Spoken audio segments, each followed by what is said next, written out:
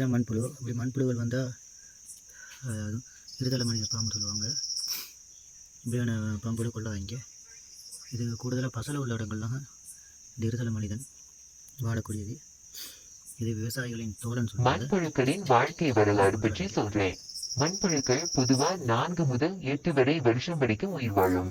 ஆனால் சில மண்புழுக்கள் 10 வருஷம் கூட வாழும். இவைகளின் உணவுன்னா இலைகள், இறந்த பூச்சிகள், மண்ணில் இருக்கிற சின்ன சின்ன துகள்கள்னு நிறைய விஷயங்கள் இருக்கு.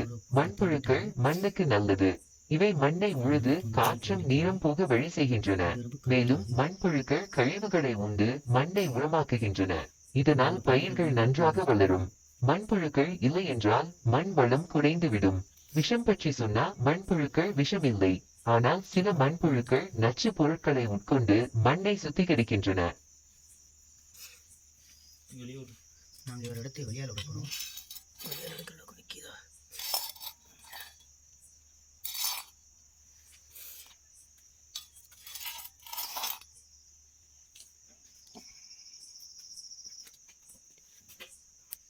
இவரை நாங்கள் வெளியால் விட போகிறோம். ரைட்.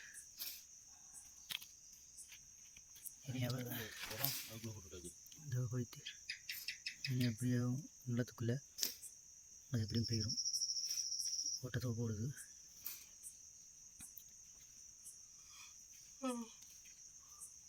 அவர் எப்படியும் போயிடுவார்.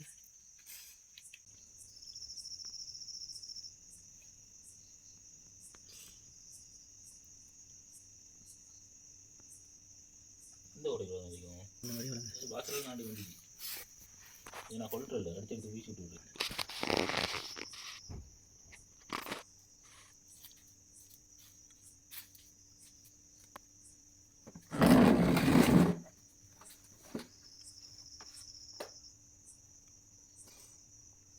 எல்லாரும் 2 தரம் சொல்லுவாங்க. ஆனால் தலையில் அது வாழ்த்தாது.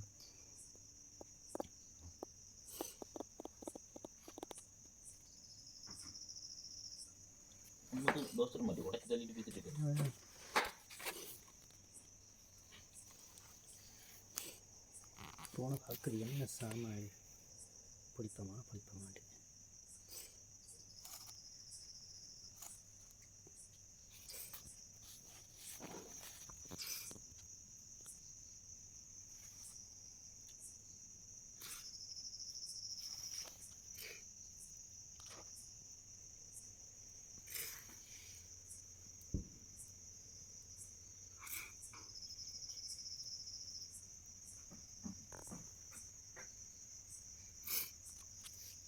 மக்களை பார்த்துக்கொள்ளுங்க. இதான் இருதலை மனிதன், அது மண்புழுன்னு சொல்லுவாங்க.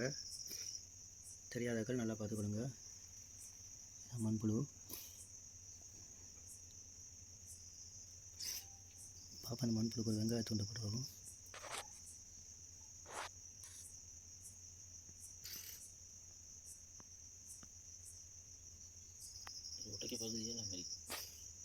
அவர் போகிறதுக்கு போகிறார், பூமிக்குள்ளே நுழையிறதுக்கு பார்க்குறார்.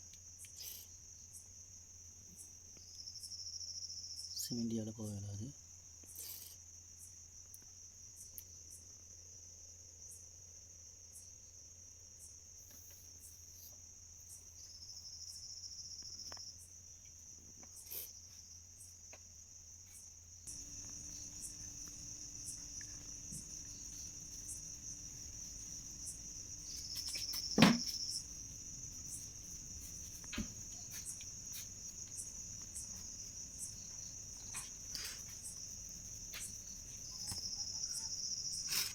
இருதலை மனித பாம்பு ஏன் நடக்குதுன்னு பார்ப்போங்க.